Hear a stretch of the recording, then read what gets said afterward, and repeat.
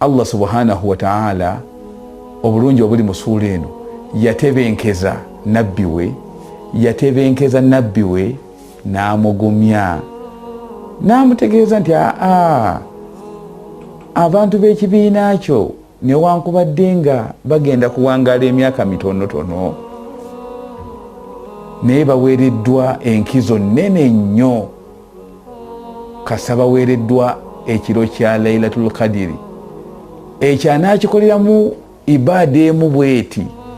oba ya kigambo kauliya ibaada ya kigambo fiiliyan oba ibaada ya kikolwa naye ng'ogikoledde mu kiro kino ekya Lailatul Qadiri togenda kumanya togenda nakulaba ku mpeera z'ogenda okufuna ne ku byogenda okuweebwa